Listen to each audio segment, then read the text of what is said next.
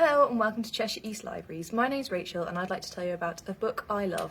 This book's called Poems to Live Your Life By, and it's a collection of poems that has been chosen and illustrated by Chris Riddell. There's 48 poems, suitable for all ages, from 42 poets, including one from Riddell himself. The book's split into sections by theme, and every poem is illustrated in Riddell's distinctive style. I've long been an admirer of his work and devoured the Edge Chronicles series as a child, and I love his illustrations so very much, so I was delighted to discover this work by him. I would say that he's perhaps taken a few liberties with the word poem. There's some song lyrics, there's also one or two soliloquies, and little bits of prose, but it's an absolutely lovely collection, so I think we can forgive him for that. The poems and illustrations could almost be seen as separate works.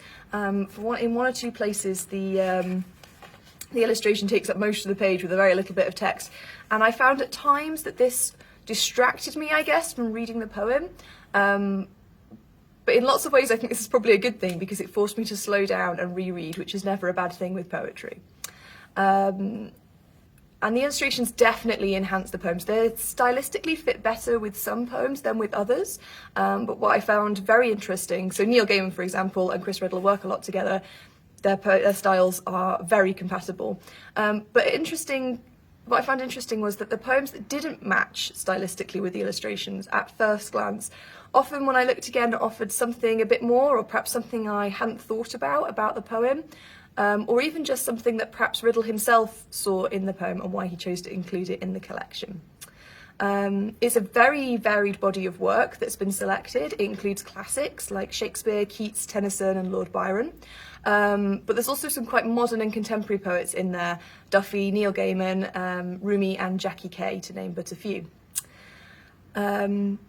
Some of my favourite poems from the book are The Road Not Taken by Robert Frost. Having given the opportunity this year to get out and about walking a lot more in my local kind of woods and parks and on paths that I had previously undiscovered, this one sort of reminded me of that feeling where you find an overgrown path through the woods, then you feel like no one perhaps has been there for quite some time before you rediscover it. So I really enjoyed that one. Another poem that was really poignant and resonated with me quite a lot in light of the last year was I Miss You by A.F. Harold, which is a series of charming and often sometimes slightly ridiculous or surreal similes for how much you might miss somebody. Like the surprise still misses being a surprise, or like the snowman misses, the puddle misses the snowman it was. Another one of my favourites from here is Jabberwocky by Lewis Carroll, and Riddell's illustrations really bring this poem to life. Its whimsical nature, its nonsensical words, its rather young brave knight in Riddell's imagination of it, and the fearsome Jabberwock and frumious Bandersnatch all brought into fantastic illustration.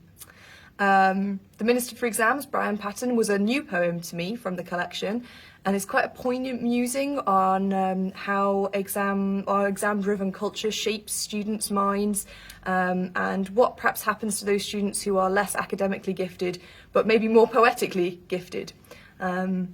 Question 1, describe the taste of the moon. I wrote, it tastes like creation and has the flavour of starlight. Apparently for the speaker in the poem, that's not good enough, and he ends up cleaning toilets. Sorry, spoiler alert. Another of my favourites in here is Witchwork by Neil Gaiman, which is Riddell's illustrations really stunningly bring to life the story of this very dark witch at sea who delving out curses and betrayals, and it's absolutely lovely. Who keeps her heart in the box at the bottom of the ocean. The collection is split by theme, and poems to live your life by. Some of the themes are the ones you might expect, so there is youth, love, family. Others are slightly more ephemeral, or a little bit more abstract, nature and war. And others are less tangible still. There's a section on musings, a section on imaginings, and a section on endings. Overall, I really thoroughly enjoyed it, and I would recommend it to anybody, even with a passing interest in poetry, or not at all, actually. The illustrations make it really accessible, a way to get into the text if you perhaps aren't normally a reader of poetry and it's not something that you would normally pick up. There's sure to be something in here that would strike a chord for you, so I would definitely recommend Poems to Live Your Life By for Chris Riddell. Thanks for joining me today. Goodbye.